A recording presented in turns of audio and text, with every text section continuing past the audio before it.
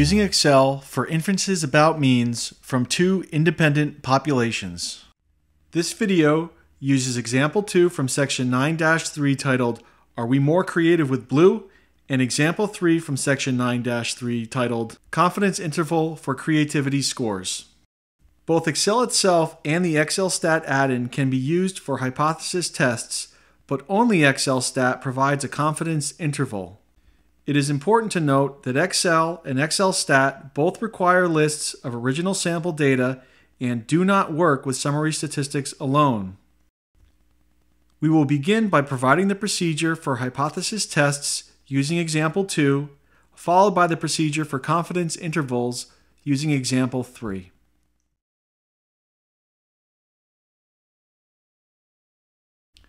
For hypothesis tests, we will begin with the procedure using XLStat. First, click on the XLStat tab in the ribbon, then click on the Parametric Tests button, and then select ToSample, T-Test, and Z-Test from the drop-down menu. You should now see the ToSample, T-Test, and Z-Test dialog box. For the Sample 1 and Sample 2 boxes, enter the data range for each of the two samples. In this example, for Sample 1 we will enter A1 through A35, and for Sample 2 we will enter B1 through B36. Under Data Format, select one column per sample. Next, check the Students T-Test box. Check the Z-Test box only if both population standard deviations are known. If the first cell in the data range contains a label, check the Column Labels box. In this example, the box should not be checked.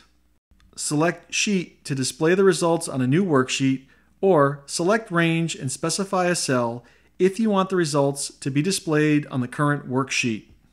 Click the Options tab. Select the type of test under Alternative Hypothesis. For a two-tailed test, select the first option, which includes the Does Not Equal sign. For a left-tailed test, select the second option, which includes the less than sign. For a right-tailed test, select the third option, which includes the greater than sign. In this example, we select the second option with the less than sign. For the hypothesized difference box, we usually assume that this value is 0, so use this default value of 0. Enter a value in the significance level box. The default value is 5 for a 0.05 significance level. In this example, enter 1 for a 0.01 significance level. Uncheck the Assume Equality box and then check the Cochran-Cox box so that the variances are not assumed to be equal. Click OK and the results will be displayed as shown. The test statistic is labeled T-observed value and the p-value is labeled p-value. In this example, the t-value is -2.979 and the p-value is 0.002. We can also use Excel itself for a hypothesis test. Note that this procedure is not available in Excel for Mac 2011. Click on the Data tab in the ribbon, then select Data Analysis from the top menu. If Data Analysis is not available, you must install the Analysis Toolpak as described in section 1-5 of Elementary Statistics using Excel 5th edition. In the Data Analysis dialog box, select T-Test ToSample Assuming Equal Variances or T-Test ToSample Assuming Unequal Variances. We recommend the second option, which assumes unequal variances. Click OK. You should now see the T-Test ToSample Assuming Unequal Variances dialog box. Click the variable range boxes and enter the data range for each sample. In this example, we enter A1 through A35 for variable 1 range and B1 through B36 for variable 2 range.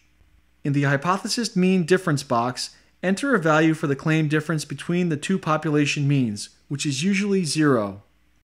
If the first cell in the sample data includes a label, check the Labels box.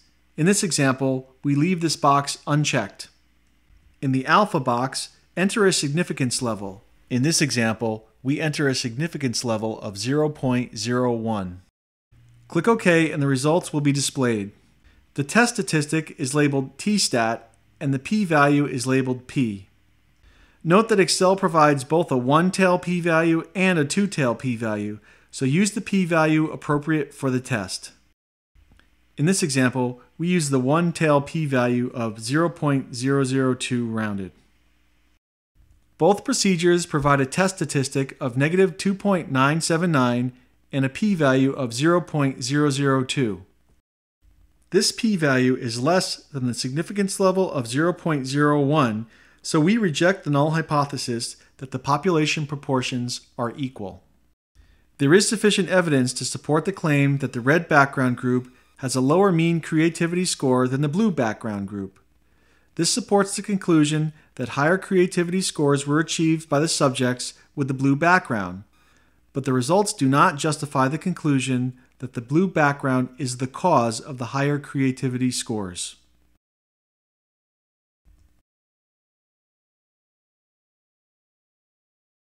To construct confidence intervals, we must use the ExcelStat add-in.